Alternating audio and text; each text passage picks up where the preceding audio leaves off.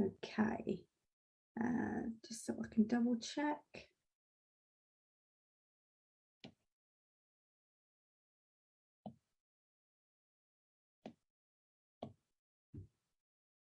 Okay, so welcome everybody. As I said at the beginning, this is a preparation session for the November-December window. This session is directed purely at our Malawi students today, so that we can give you some really good advice on prepping for your assignments and your timed exams that you're due to sit in the next window.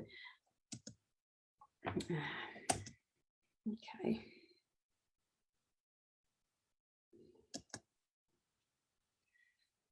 Sorry, a couple of technical issues, not able to move my slides on.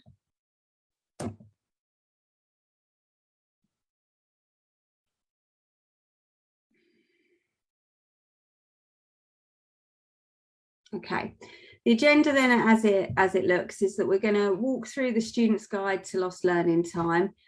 This guide is very, very similar to the Centre Delivery Guide and highlights the assessment criteria that the assessments are going to be looking at this diet in November and December.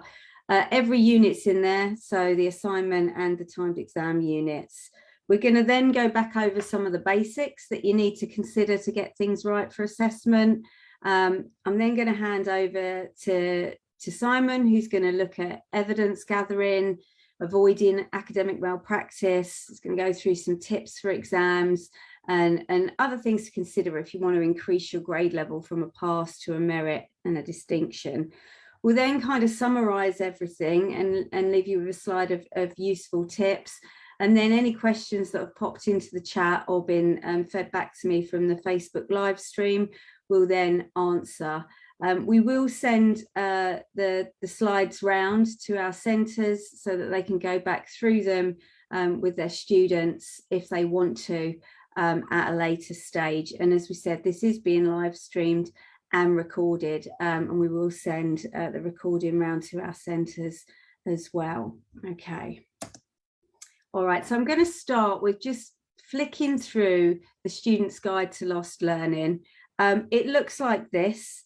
So what I'm going to do is I'm going to stop sharing my slides and actually get the document up so that we can scroll through it together so that you can see how it's set out and how it's going to be of use. Okay.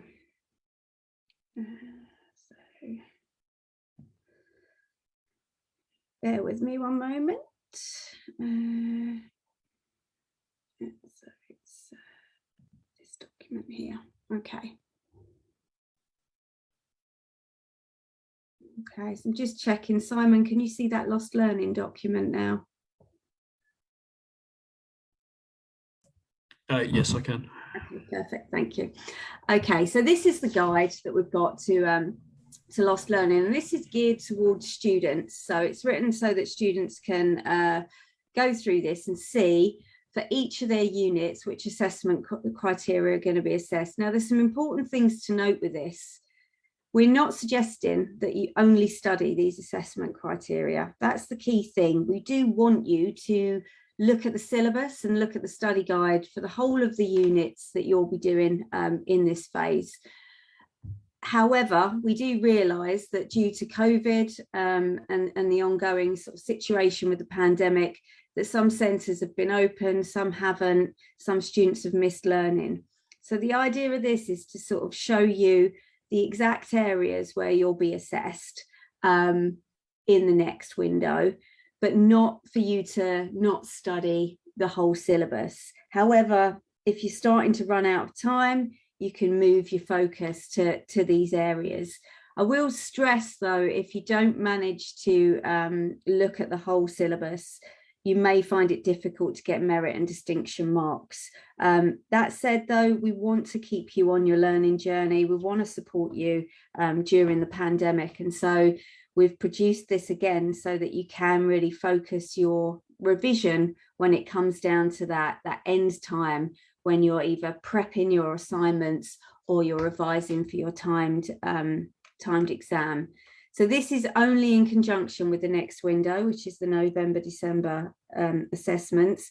And this is geared towards our Malawi students because your methods of assessment are assignment for 13 units and timed exams for the other 24.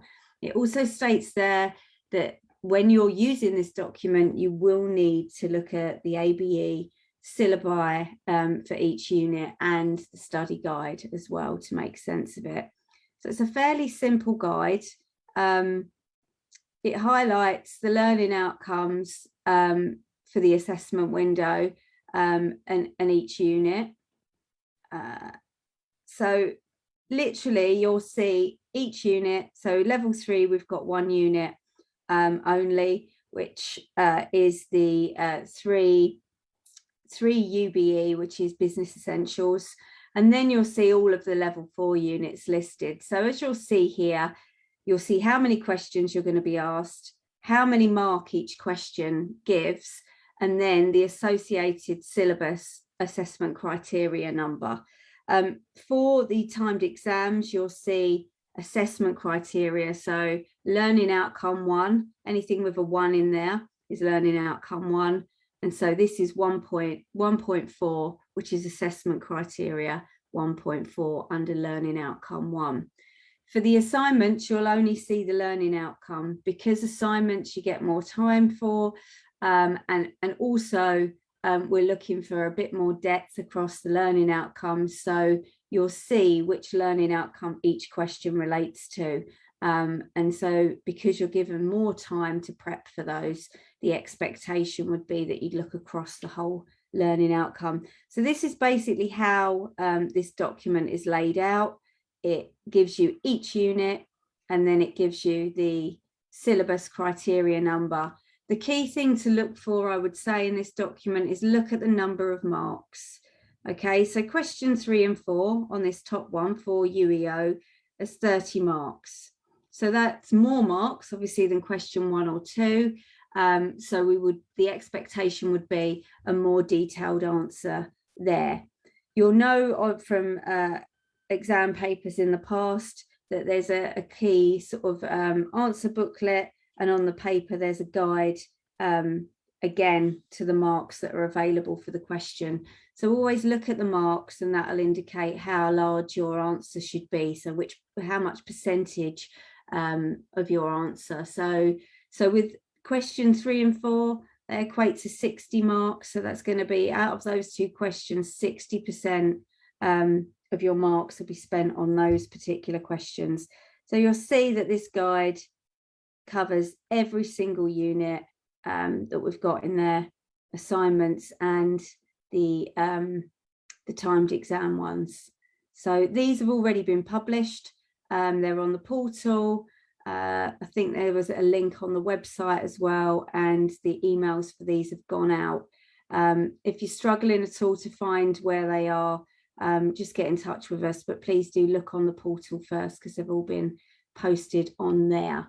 Okay, so look out for that. That is for the students. It is get back to the front page so you can see what it looks like. The Student's Guide to Lost Learning Time for November, December, and in particular, look for this document is for Malawi only, because that gives you your specific learning outcomes and assessment criteria. Okay, I'm going to pop back to the slides now.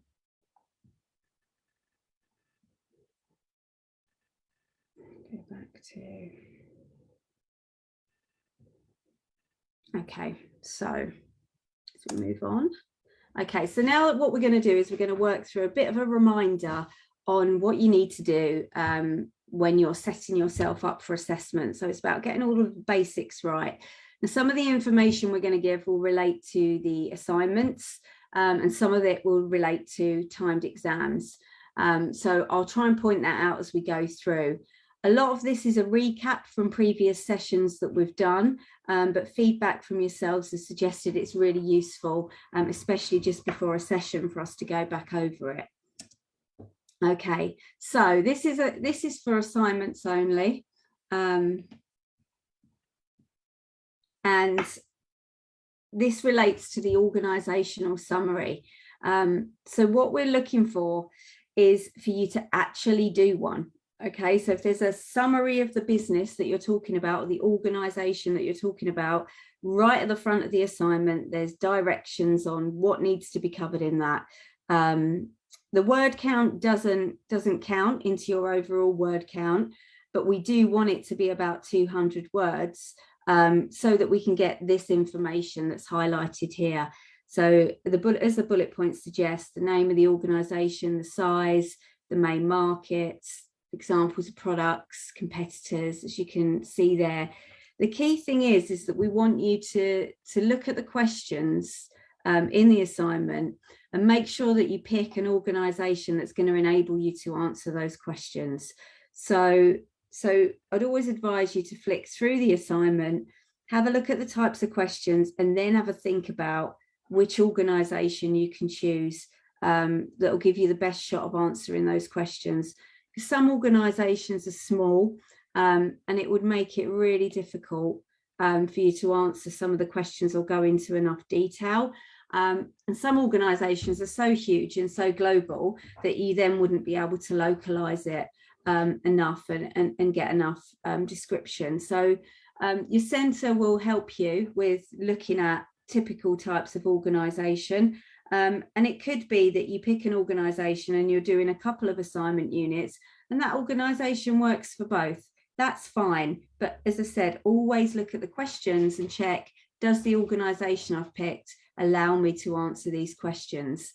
Unfortunately, if you don't state your organisation, when you get your result, you'll see a 0 mark. And that means that your work wasn't marked because you didn't follow the instructions and you didn't pick an organisation.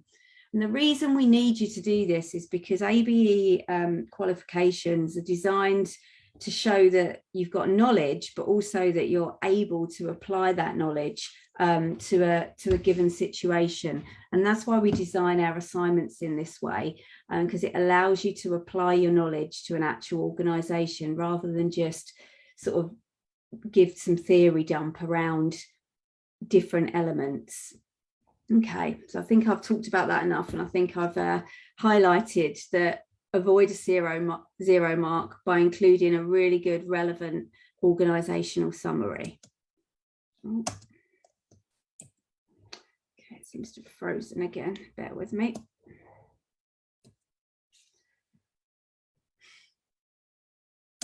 Okay, so application of context then. I've kind of touched on this when I was talking about making sure you could pick an organisation that you can actually apply the theory to. So thinking about the questions that you get presented with in the assignment and think about how it applies to your organisation. So there's an example given there, team dysfunction. Apply would be an example of a conflict that occurred within your team and what happened and then what happened next. So it's like here's the theory around it, but this is why when we apply it, this is why it's important. So it's giving you that level of application. Also think about, does a particular theory or concept work within your organisation? And then we're saying, write about that. So it's write about the application. So that will help you avoid looking into the study guide and thinking, oh, here's the theory around this question. I'm just going to take that and put that into my own words as my answer. Think about your organisation that you've chosen. Think about the theory. And then in your answer, write about that so that it's the application of that theory that you're looking at. Okay. Word count. Okay, so word count is really important. You'll see on the front cover of every assignment that there is a given word count, and you'll also see the bit that's circled here in red that we allow a 10% above or a 10% below tolerance. We often get assignments sent in with way over the word count, and what our marking team do is they stop at the point where the word count exceeds the amount that we've given there, so the 10% over. So that information doesn't get marked. The other thing that happens is quite a lot of students put in a lot of appendices, and that think that adds to the word count. We're moving away from appendices, and what I would say for the November-December session is avoid using them. Then they're really not that useful to the marker. What we would prefer you to do what we've said in the previous slide, is think about your organisation and think about how the theory applies to that and discuss that, rather than adding in lots and lots of appendices of examples of materials from the organisation you've chosen. We would rather you write and talk about those in your own words. So things like appendices and references are excluded from the overall word count, but they can actually detract from getting you to actually write about something in its correct context. So really think about appendices, and we would say they're not necessary, and we will be moving to remove them in future sessions. So you can add them in this one, but really think about, are they actually useful, and are they adding to it? And stick within the word count, because as I've said, any more than the word count and the markers stop marking, and it could be the end part that's really good that would have got you the higher mark. So be concise and make sure that what you're writing is relevant to your chosen organisation. Okay, so here's a guide really. So if you've got 10 marks, think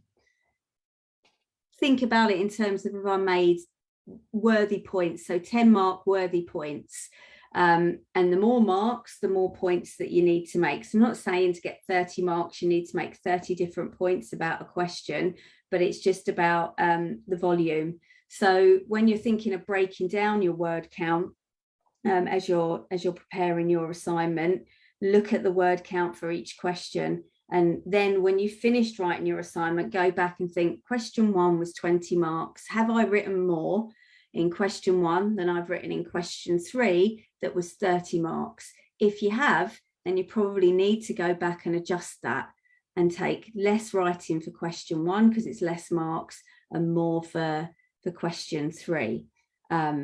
So think about that as well. Think about the way that the marks are allocated, and save obviously your higher value questions that are 30 marks. Make sure that you've got enough word count left for those, and that you haven't used it all up in the lower mark questions. So think about the assignment as a whole thing.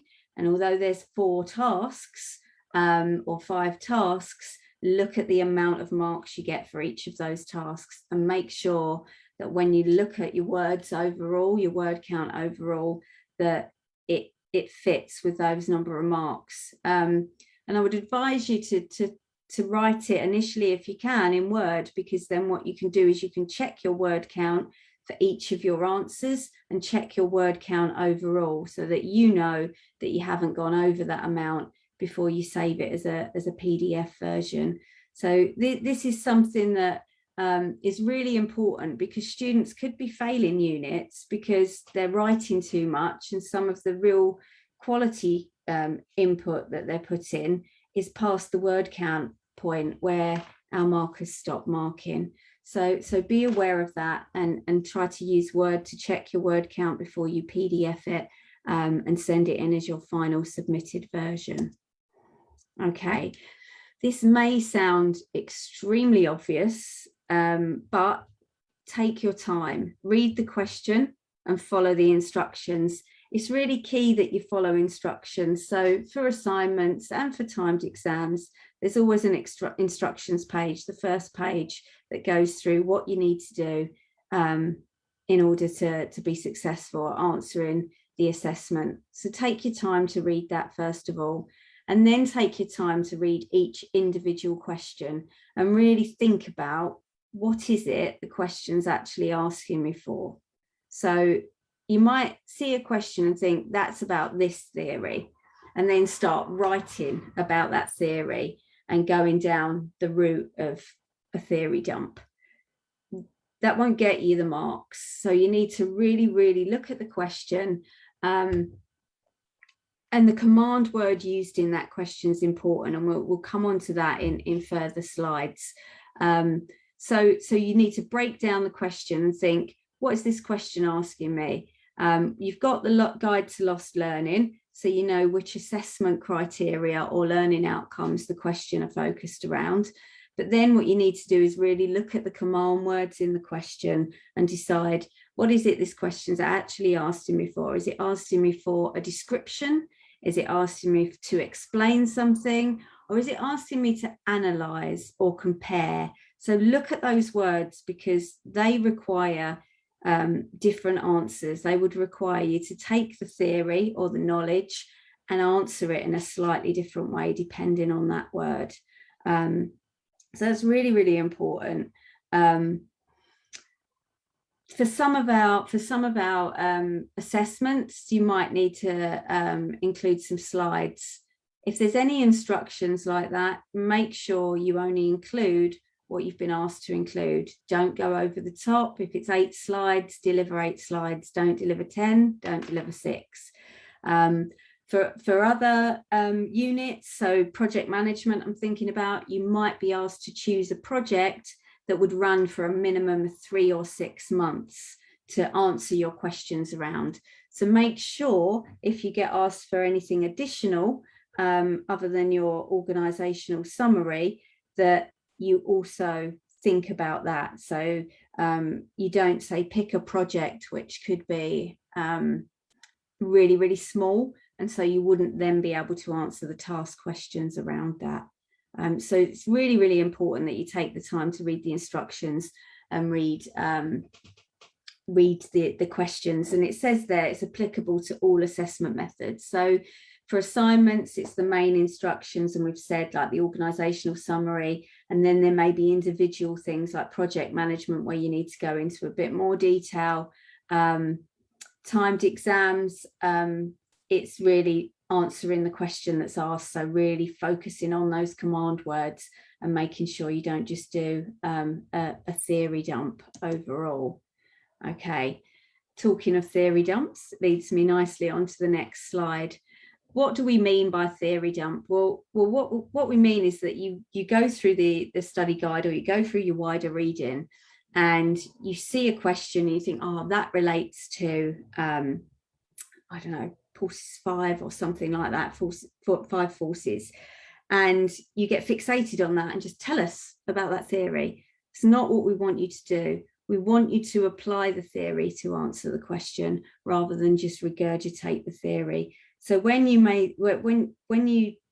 feed back and we say lots of students did a theory dump, this is what we mean, is that they just take the theory and they tell us about the theory. What we're looking for is for you to select the relevant parts of that theory in order to answer the question. So again, if in the question it says something like compare X with Y, we would expect you to look at the theories and do a comparison of them rather than tell us about those theories, if that makes sense. Okay, and again, that's applicable to all assessment methods. For timed exams, you may sort of think, oh, I know the theory around this, and just run off telling us all about the theory, when actually the questions asked you to compare one theory with another, or to if it says explain or describe the theory, then you might go into detail around the theory, but our questions don't normally ask questions around you explaining or describing a particular theory. They normally ask you questions around explain how this theory could be used in relation to. So avoid just dumping all of the theory knowledge and sort of repeating theory back to us, because that won't get you the high marks. Okay, so we've talked about this a little bit, and there's a link in these slides as well. We do actually have a command words document. So if you're thinking, oh, I'm not sure what command words are, or what they mean, or how I'm supposed to answer with particular command words, then do look up this guide. It's on the portal. I think there's a link to it on the website as well, but there's a link in these slides, and we will be sharing these slides with your centres as well. So do take note of them. There's an example there. If it asks you to evaluate, don't explain, evaluate. And if you're not sure what the command words mean, do please take a look at that guide. I would ask everybody to have that guide to hand each assessment window and make sure they look at it in relation to their questions each time. So for assignments where you've got a bit of time, that's quite easy to do. For timed exams, you might want to take note of the command words guide before you go into an exam. So have a read through it so that you're really clear. If you get a question that says describe, that you know what's meant by that. If you get a question that says compare, analyze, evaluate, that you fully understand what is meant by those words so that you then know how to answer the question in full. These things may sound simple and things that you always do, but these are things that our academic team write about in the examiners' reports that are common things that go wrong, that people don't take notice of those command words and then don't answer the question fully because they are just explaining or describing and the command word has been evaluate. So do take your time to have a look at that, that particular guide. It's very useful in preparation for your assessments. Okay, I'm going to be quiet now and hand over to my colleague, Dr. Simon Pitt, who's going to take you through the next few slides. Simon, I'm not sure if you want to just say next slide to me, I'll keep tapping rather than unshare and reshare. Yep, I think that's probably a good idea. Yep. Okay. Okay. Well, welcome everybody. I'm going to be spending some time talking about some of the issues which are very practical in actually completing assessments. So the first one of these is gathering evidence. So as Vicky has said, what we're looking for in the answers to many of the questions that we pose is to use the theoretical frameworks to illuminate the evidence that you collect, whether it's from the organisation which you have chosen to be the source of your assignment, for example, but also to use in the timed exams for examples that you may be asked to provide to illustrate your answers. And that very often will be determined by the quality of the research that you undertake. Prior to either doing the assignment or sitting the exam. So the first question from a assignment point of view is to actually evaluate what your sources are. And we provided a slide here which divided into two kinds: the sorts of sources which are perhaps more reliable than others, which is in the right-hand side of the slide. So starting with the ABE study guide. So the study guide is the bedrock upon which each unit is actually based, and it contains evaluations of theory, descriptions of theory, bibliographies and so forth of writers who have made significant contributions to the analysis of the topic that's under consideration. And that should always be your starting point when looking to answer questions on the assignments. Next to that are what I would call textbooks, although that's the last one on the list, textbooks and journals. So look in the study guide to see what the key texts are. Vicky's already mentioned, Porter's 5 Forces. There are various others where in, say, HR, for example, there are very specific sources which are considered to be world-leading from world-leading authors. The same in marketing and business strategy. I think that almost every area of study for business is it has its gurus and it has its key texts.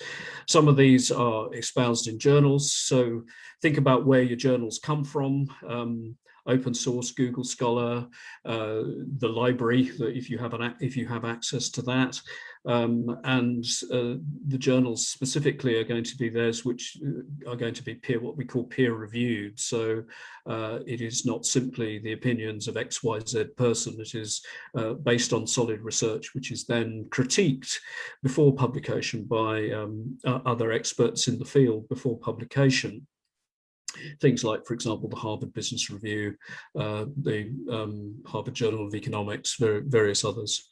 Also look at industry magazines. Industry is various industries are very active in publishing source material, research reports, R&D reports, and these can be everything from what we call NGOs, non-governmental organizations like the OECD, for example, if you are looking at issues relating to globalization or international trade, just to give an example, down to industrial trade associations, which by industry give trend analyses or trend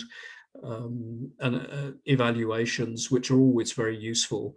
You'll find these for things like the oil business, cars, what we call fast-moving consumer goods, FMCG, for example, retail, all of these industries. They will usually have either a national or an international trade association which publishes global data on specific industries and also specific companies as well, which are also always very useful.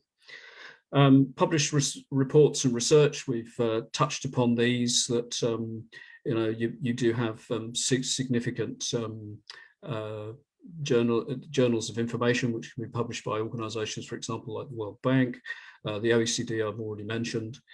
And also your chosen organization is very likely to be publishing reports, particularly if they're quoted companies. So in other words, they have stocks and shares which are quoted and sold and bought on global exchanges around the world. They will publish things because they have to, things like investor reports, annual reports, and so forth, quarterly reports if they're American companies based there. So think about the sources of information and the quality. It is very tempting to use sources which, if you like, have been pre-analysed, so and are summed up in sort of bite-sized amounts to use these. So, I mean, the obvious one is Wikipedia, which can be a very convenient way of finding out specific information very quickly. But the one thing that's very noticeable about Wikipedia is that it is an open source of information, and so consequently sometimes it has an inbuilt biases, shall we say, because almost anybody can actually be an editor on Wikipedia, so you have to be careful about that. Facebook, social media generally, websites which might be investor-related websites, or dare I say it, what you might call diploma mill type websites, which produce information that might be slanted towards answering a particular question in an assignment or an essay, which have been conveniently, as it were, pre-packaged, and which might not actually be useful in terms of answering the specific question that the assignment is posing. So do be careful about the provenance of the sources, and stick to those which have, if you like, a kite mark attached to them, which start with the study guide, with the journals, with the industry reports, and published reports and research. Next slide. Okay, so the reliability, how do you gauge the reliability of the source? Well, there are a number of questions that you can answer, and we touched upon some of these. So what are the qualifications of the author? Does the author have a track record of expertise in this particular area? Does the article or the book have source materials listed? Some do, that are reputable. Some don't, that are reputable, but most do have reference lists. If it's a journal, is it peer reviewed? So in other words, is this a journal which relies on a rigorous pre-publication scrutiny of the materials? Is the writing what you might call objective? So is it designed to probe and either prove or refute a hypothesis? consider also who the target audience is. So who is this? Is this something that's written for other academics? Is this an article that's been written for students? Is this an article which has been written, for example, for what you might call an educated lay product, a lay audience, so the general public, or does it have some sort of agenda which it is purporting to address? So I think you have to be very careful about this. Consider when it was published. Some seminal texts, even though they might be decades old, actually have never been surpassed, and some academic journals and books that were published maybe even 100 years ago still have a part to play in as a springboard for knowledge. It's interesting, if you are familiar with the project management units, for example, there is something called a Gantt chart. Now, Andrew Gantt published the book in which he outlined the Gantt chart, so the chart that's named after him, in 1911. So it's more than 110 years, and we're still using Gantt charts. And his other great invention, which was critical path analysis, he invented that too. So simply because something is old doesn't mean necessarily that it's not useful. On the other hand, knowledge does evolve and hypotheses do evolve. So have a look at the date. If it's more than 10 years, certainly if it's 20, if it's 30, think about the extent to which the frameworks and the conclusions and the source materials that the authors are talking about, whether they are still relevant or not. Next slide, please, Vicky. So, reading, particularly academic reading, is a skill, and it requires a certain discrimination and a certain discipline. So comb the reading, particularly for evidence. Evidence is the key thing. So the nuts and bolts of data and summaries of data are what are key, I think, in this case.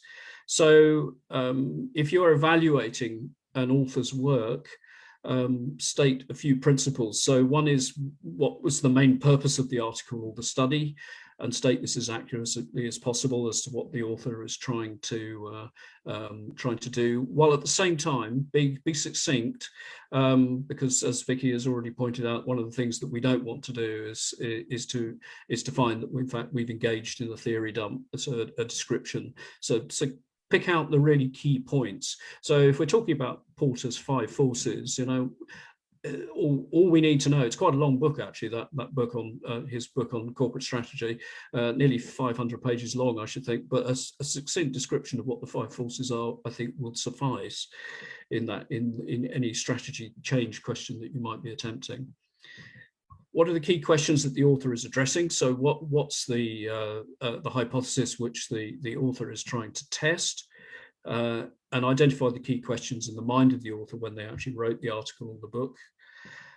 What's the most important information in the article? So what facts, observations, and what data is the author? How can you, and view it critically? So look at it and think, does the author actually sort of protest too much and is looking to stretch the data into areas that perhaps the data is unwilling to go? Also have a look at methodology as well. Is the author setting up what they call a straw man or a straw argument in order to be able to knock it down very easily? So we have to look at to evaluate the evidence in these ways. Be quantitative, so particularly if there are facts and figures at your command, whether in assignments or in timed exams, then have some key data up your sleeve when you are presenting your own arguments. So, and what are the main inferences and conclusions? So why is this particular piece of work significant? What is the what insights do we gain from the work by reading it and by engaging with it?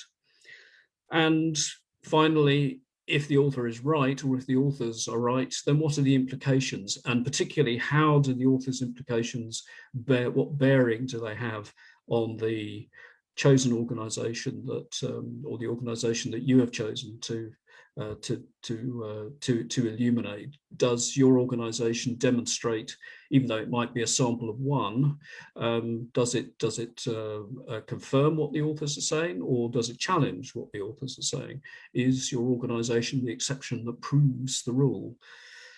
So if you take the reasoning seriously, what are the implications? So what consequences are likely to follow if we take it one stage further? Next slide, please, Vicky. Then it comes, I think, to one of the key points, and this relates actually to another one, which I'm going to reinforce a little bit later, which is to do with academic malpractice. But I think it's advisable to say it here as well, that don't quote just because it looks good. Synthesize, demonstrate that you actually understand what the author or the framework is trying to say. And what we really want to hear, what we really want to see, is what your evaluation is, particularly if you're attempting papers in the higher level, so the level 6 units, having a command of the sources and the arguments to demonstrate a point which you wish to make, which maybe you feel that the authors that you're quoting or the frameworks you're quoting might have overlooked. Yes, but have you considered this?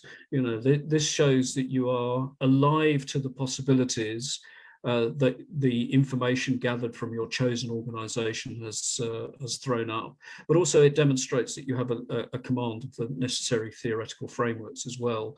There is, to quote Vicky, some of the command words, the one particularly at level 6 is this critically evaluate or critically analyze, and that's what we mean by that is you actually look at it very hard and say, yes, the author might have said this, but I'm not sure that my chosen organisation demonstrates in this context that actually that framework is applicable. Things of that sort. Doesn't mean the framework is wrong. It just means that you have delved a little bit deeper into the meaning of the framework as a means of understanding, but also you're demonstrating that you understand both the framework and the actions and objectives and strategy of your chosen organisation. So support your point or statement by incorporating ideas in your own writing words. So don't just copy, you know, someone's theory and then put it on the page. What you need to demonstrate is an understanding.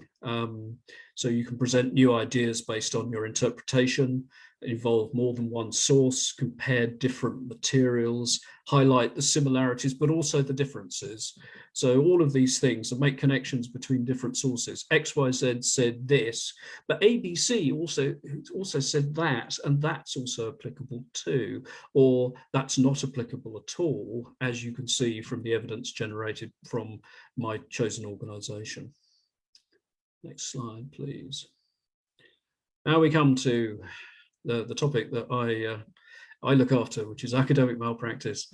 So academic malpractice sort of comes in three lots, which is what we call plagiarism, collusion, and poor academic practice.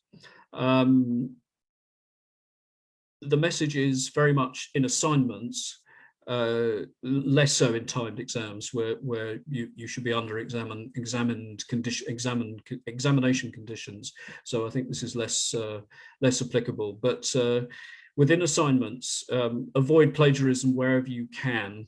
I'll preface this by saying that we at ABE we scrutinise a significant proportion of the assignments and other types of electronic assessment with considerable scrutiny, using a plagiarism software tool called Turnitin. Now, it may be that you have presented the materials to us in your submission in all sincerity, with no intention to deceive or cheat or any other malefaction. However, we work according to a series of criteria which presumes, if it is in a high volume of or high value of match to other sources, that actually that was your intention. So I think there is, it's key that you scrutinize the way in which you use printed sources, and particularly sources derived from the internet, that you think very carefully about how you present that material, and to present it as little sort of, just simply copying and pasting, I guess, is the most direct description for it, to make sure that you avoid falling foul of the match score of the Turnitin plagiarism software.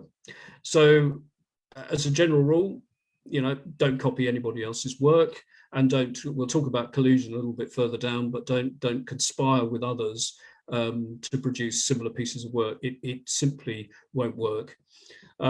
Make sure that you correctly cite and reference the sources that you use. We check for plagiarism using Turnitin, and we check a high proportion of particular units. And think of it as making clear what is your voice against those which is the voice of others. The use of referencing helps you to acknowledge the source referred to in your work. So while it is advisable to paraphrase and to synthesize where it is possible, you also need to reference where a quotation or where a piece of synthesis has actually come from. So because it helps to demonstrate your grasp of the evidence, rather than saying, oh, that's a very nice, useful internet-based summary for that particular question. I'll copy and paste all of that and dump that into task as an answer to task 2, for example. So do avoid that wherever possible. Cite the work within your writing. There is a reference guide which is published, I think, on the portal. And if your centre needs copies for distribution, then we can do that. We use the Harvard referencing system, so where we list an author's surname and the date, which should then be reflected in full on the reference pages of your assignments. So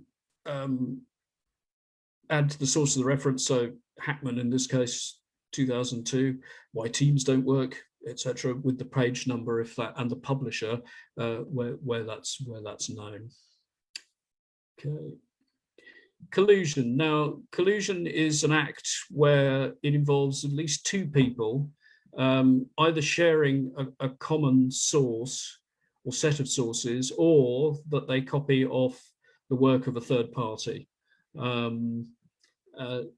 It's very tempting for students and for learners to particularly to talk to their colleagues, people who might actually have already done the unit and have passed it well, to actually acquire that student's work and then share it out amongst themselves, maybe changing the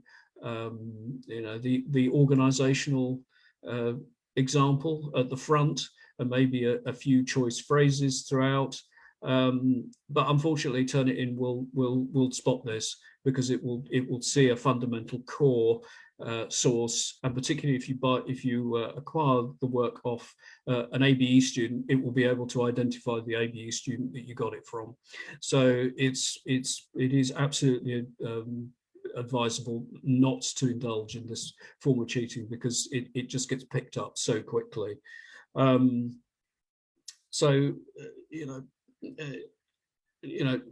let other people read your work. Don't give somebody else the answer if it's an assignment, and particularly don't do the work on behalf of other people. We are aware that essay mills, for want of a better description, is a global phenomenon. It's not confined to ABE learners, but the software that's out there is now very attuned to where even single source writers may have concocted answers for students, because it betrays a particular signature or handwriting, digital signature within the answers that are required, which the software will pick up. So don't do it. You will guarantee to be caught. This one is a bit more nebulous. it's where we identify that within the criteria that we use for each level with Turnitin, we have a top line rate and a single source rate percentage above sort of on or above which broadly speaking you will fail the Turnitin check. But if you're on the cusp, and particularly if your top 5 sources are a high percentage of the match score, then it is very probable that the paper, the assignment that you submit, will be cast as poor academic practice, or PAP, and which means that your mark, even though it might be assessed as being of very high quality, will actually be capped at just a pass at 40. So types of examples, so low-level duplication with citations, which may be intent, but it also might be error or carelessness on the learner's part, but the learner is responsible for their own work.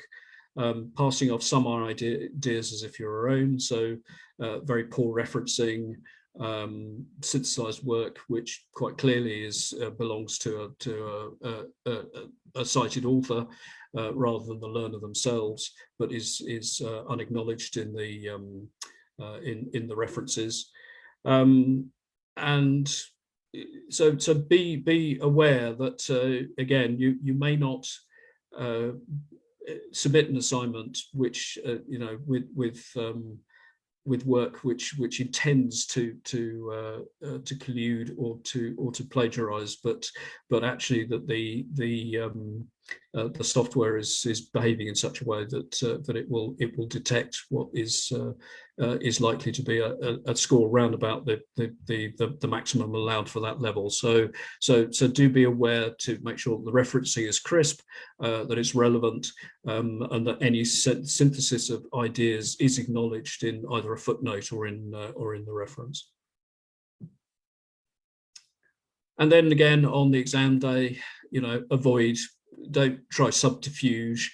We have had cases in exam centres, where learners have come in with notes, thinking that they can use the notes in the exam. That's not allowed. So don't take them in. Don't write key information on your hands, because the invigilators will spot it.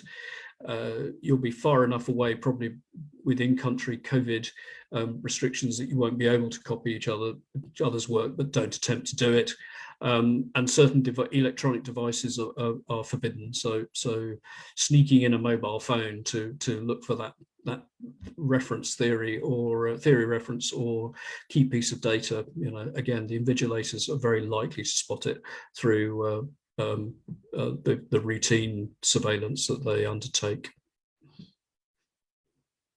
So some tips for the timed exams. The timed exams are stressful. We understand that you're under time pressure, and you have no idea of the questions that you're going to be asked, the actual specifics of them.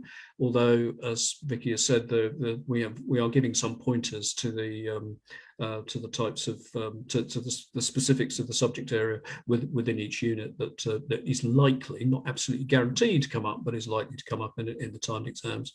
So the best thing for examinations is preparation.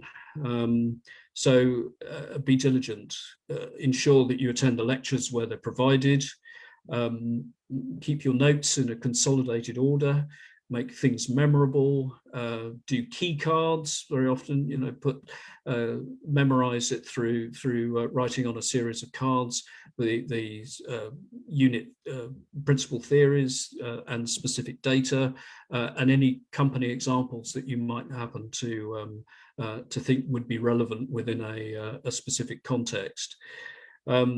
Use the guide to lost learning. So that's what it's for, so to help focus revision.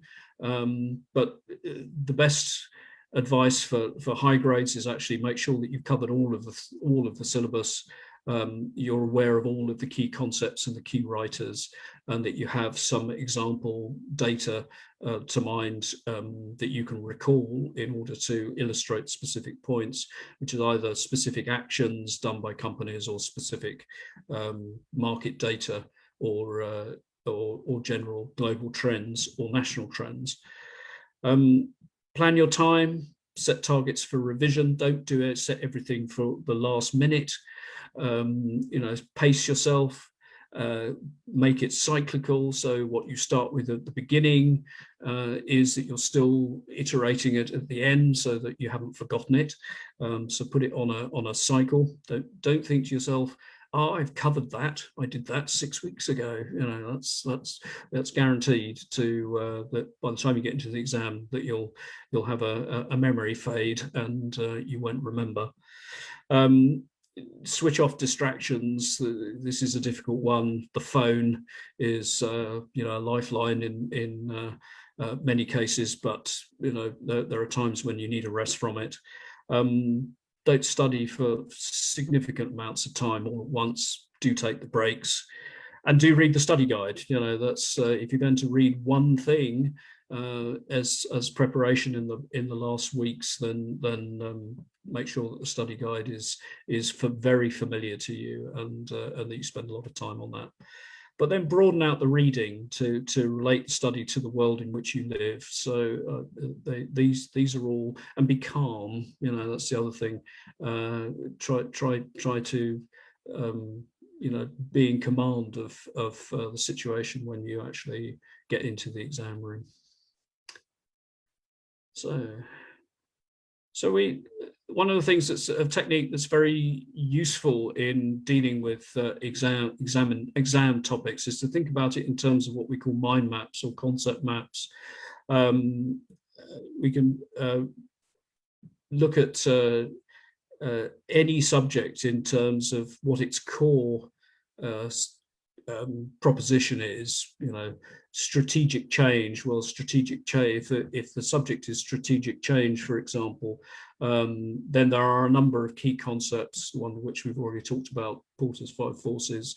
But then there are other related aspects to it. There's a very famous American academic called Chandler, who said, yes, the 5 forces are all very well, but they have country-specific contexts. And you can not only have competitive advantage in industries, you have competitive advantage amongst countries. And then there are 2 other academics, Prahlad and I forget the other chap's name, sorry about that, who talked about that actually managing strategic change across cultures is significantly important too. Because many businesses are multinational. If you have, for example, a tire business which has manufacturing plant in France, but also has one in Brazil, what are the issues for similarities and differences for each of those 2 markets? So you can build up a mind map of all the very specific things that are related to strategic change, which are to do with process, competition, geographic location, ownership structures, different cultures, and this builds up a mind map into various aspects of a topic, which you can then start to enumerate, but also then to synthesize, depending upon what the question is looking to you to answer.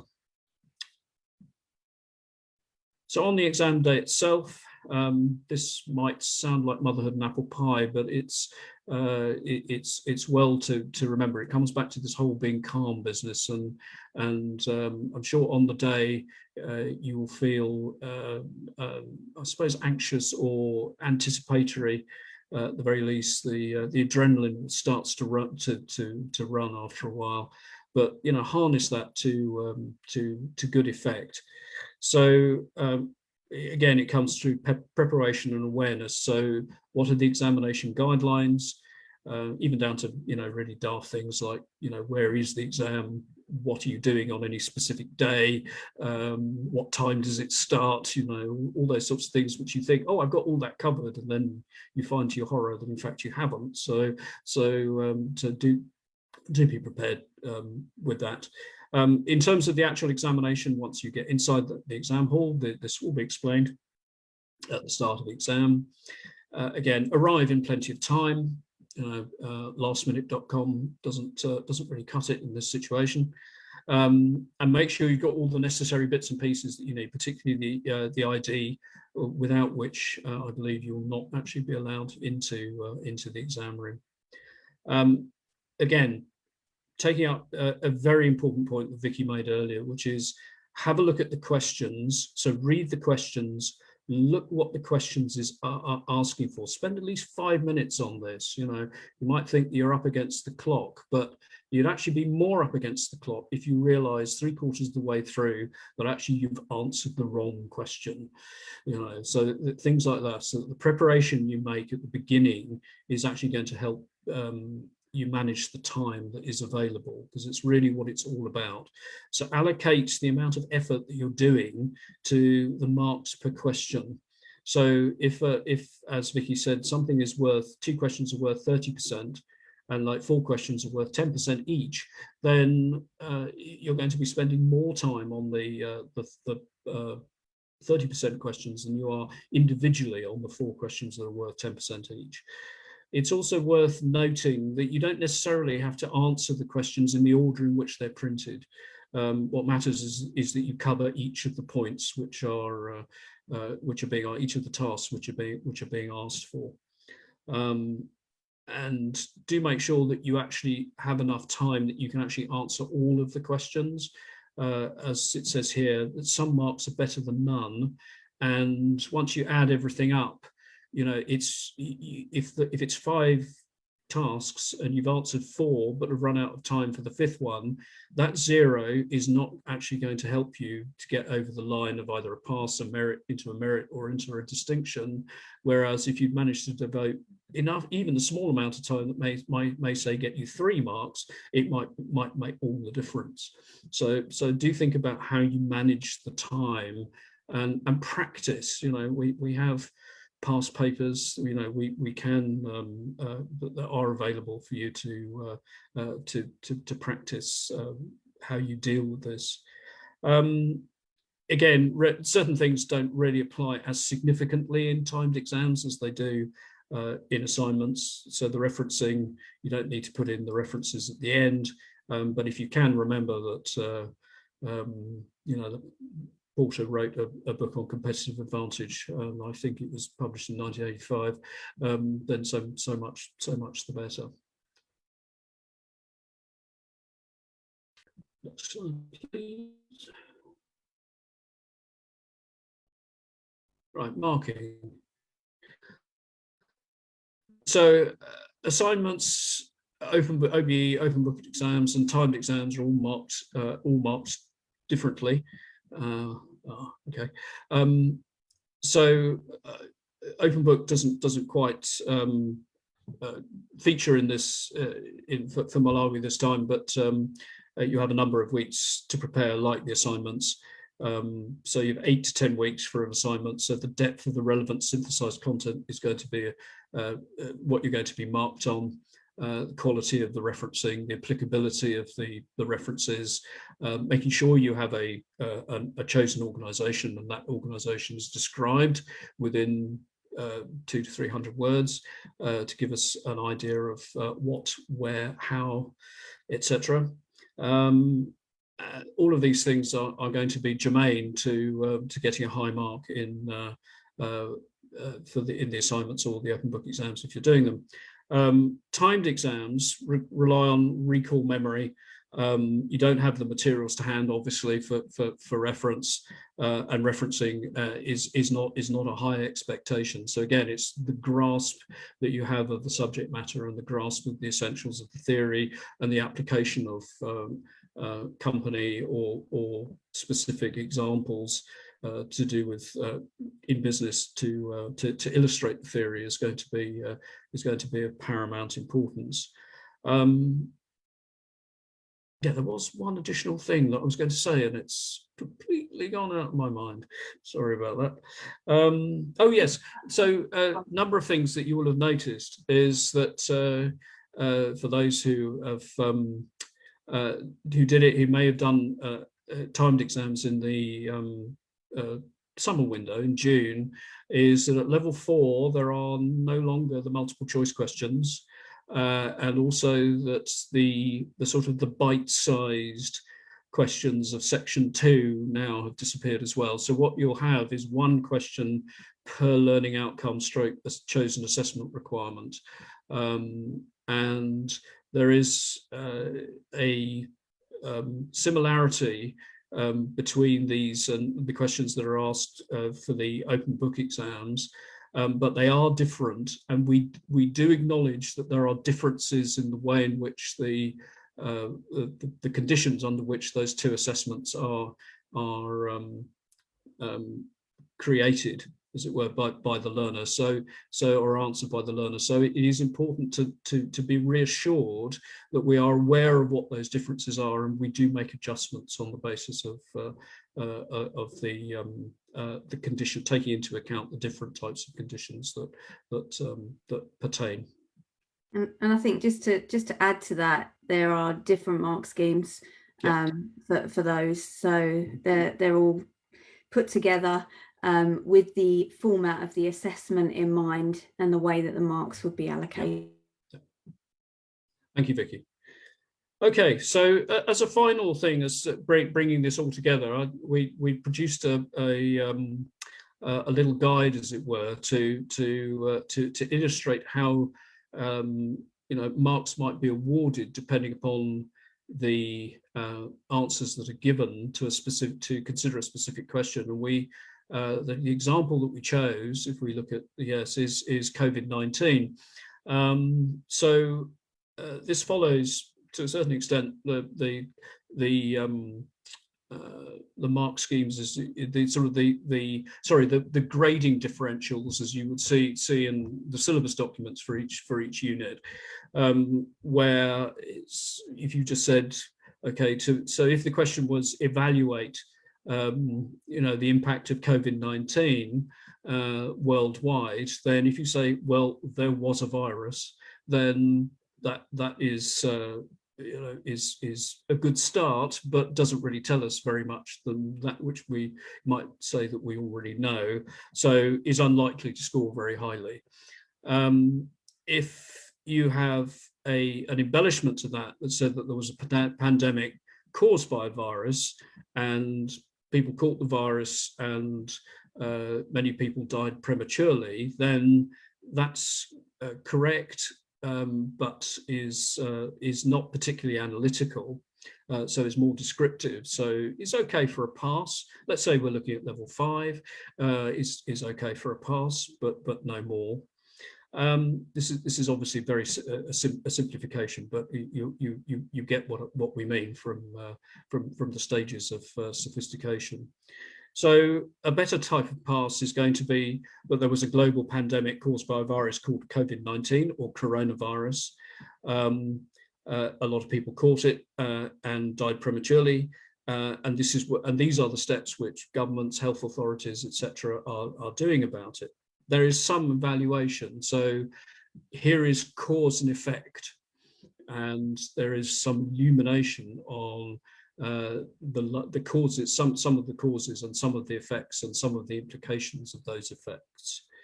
A good mark, which is into what you might call the sort of the high pass, low merit mark. So there was a global pandemic caused by a coronavirus. The risk of a global pandemic caused by a coronavirus was predicted. It's worth remembering that the coronavirus, as a name, covers a lot of diseases, which actually have been around for generations, thousands of years, millennia.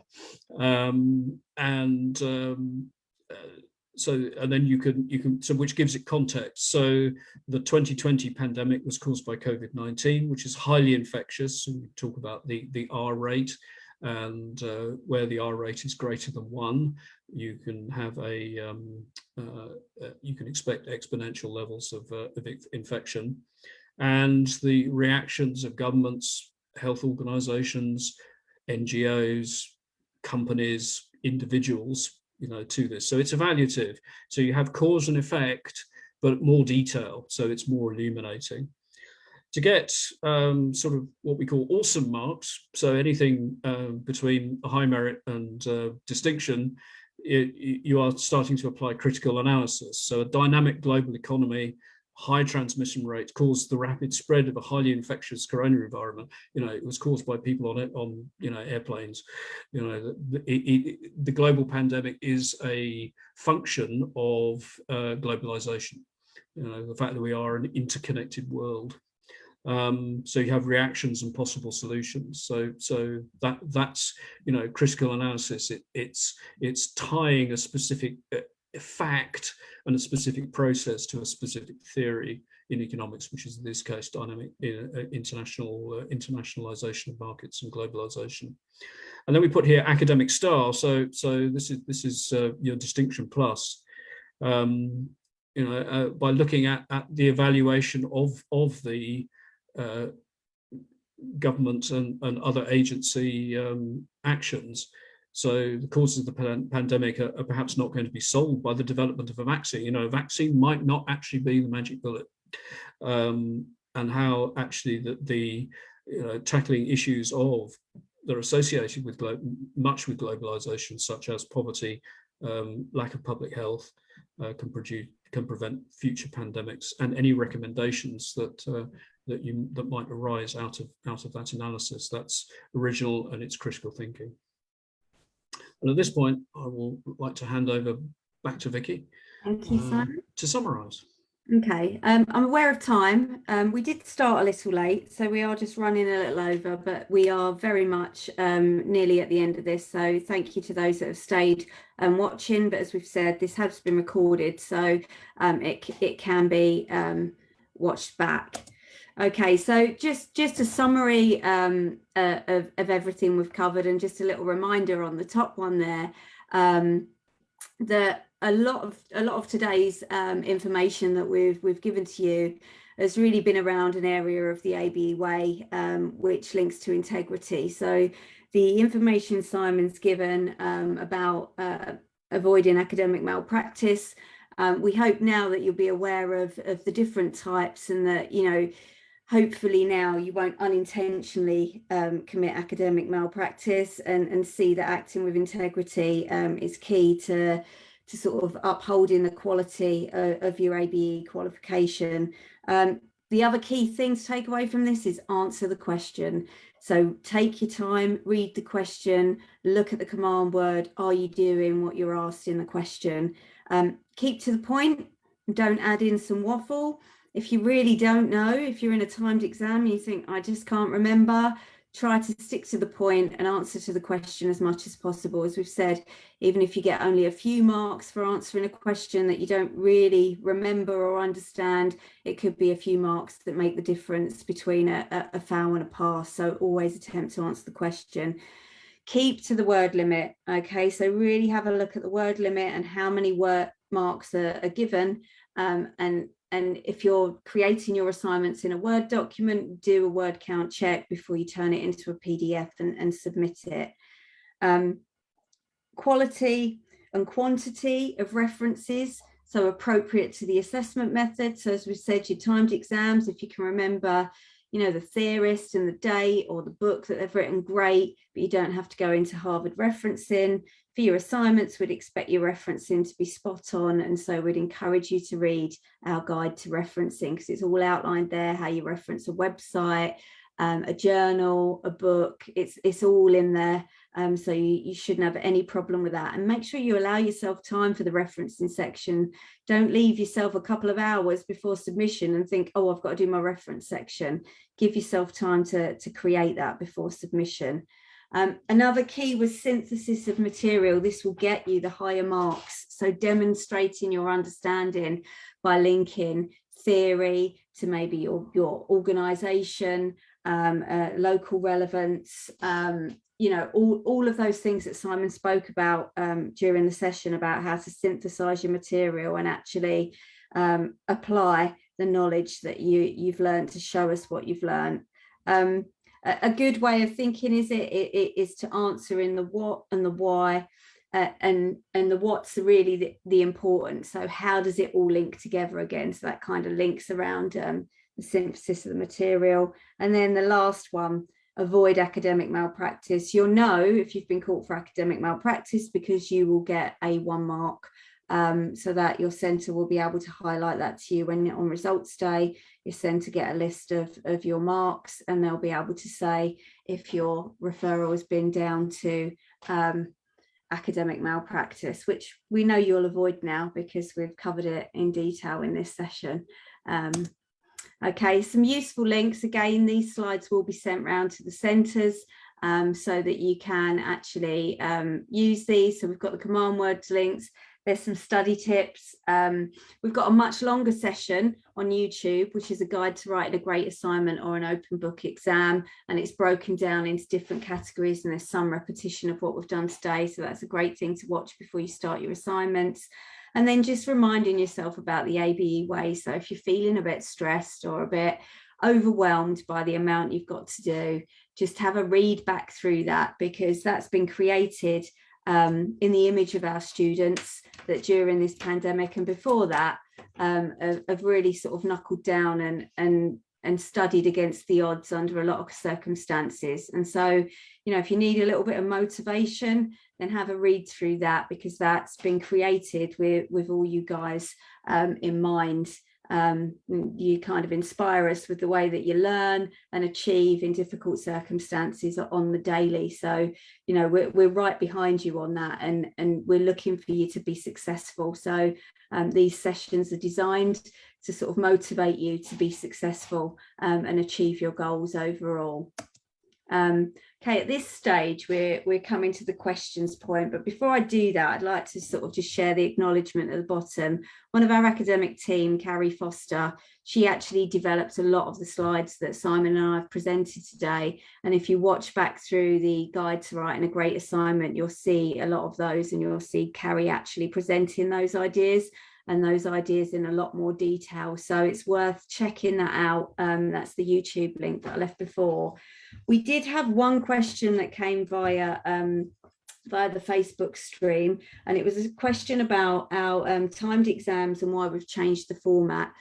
The reason for that is so that because across the globe, students were doing different assessment formats due to the pandemic. So some were doing open book and some were doing timed exams. We needed to find a way to make it fair, that students were being assessed on the same things and in a similar context. So we needed to align the questions as best that we could and the format of those questions. So that's why we changed the format of the timed exam. There really wasn't, in terms of the multiple choice that happened for level 4, we found that actually quite a lot of students don't answer these. If they feel they just don't know, they don't even have a guess. And so these were removed. And what it's done is it's allowed us to do a lot of comparative analysis and apply our no detriment policy and apply uplifts where they're required if performance hasn't met previous performance, or one method has been deemed a lot more difficult than the other. So we've done that to give students the best chance of success, and so that we can compare results a lot easier, and then make sure that students are compensated if, for example, a timed exam did prove to be more difficult than an open book exam. So that's really why the format changed during that period. I'm just going to quickly look in the chat. I don't think there's anything in there from any of the centres that have been here. So we don't have any other questions. If you think of something afterwards that you want to ask, you can always forward that in through your centre, and they can get in touch with us in our product inbox. But hopefully that's been a fairly self-explanatory session, and you'll be able to find all the resource that we've talked about during this session, and have a successful assessment window. So that just leaves me to say thank you for attending. Thank you to all the students that's watched us live on Facebook. Thank you to my colleague, Dr. Simon Pitt, for his delivery, and to Doreen and Carissa, our team on the ground out in country. and the centres that have joined us today on the Zoom session. And good luck with the November-December window. We know you'll be successful, and we hope this has helped with your success. Oh, there's one question coming at the last minute. It says, on referencing source, please elaborate on how best to use online sources. Websites are not recommended. Okay, what I will say to that is if Doreen or Carissa could direct you to the referencing guide, there's a clear guide on referencing sources. That's one of the ones that's listed in there. Unless you want to quickly jump in, Simon, if you've got that off the top of your head for referencing sources. I'm not going to put you on the spot though. Yes, I think it's, I think, you know, the guide has to really be about discrimination, and it goes back to some of the comments that we were making earlier about the, you know, the evaluating the quality of the source that you're quoting. If the question is related to how the actual referencing works in relation to internet sources, then the guide will cover that. But if you're looking to build an answer on the basis of internet sources that are more in what we call the right-hand column in that slide rather than the left-hand column of quality referencing, then view internet sources which, you know, are not, if you like, academically inspired, should be treated with a certain degree of caution. Okay, thanks, Simon. Okay, well, we've run over slightly, probably by about 15 minutes as we started slightly late. But thank you all for attending. I hope you found the session useful, and good luck in the November-December window. Thanks all. Bye. Goodbye and good luck.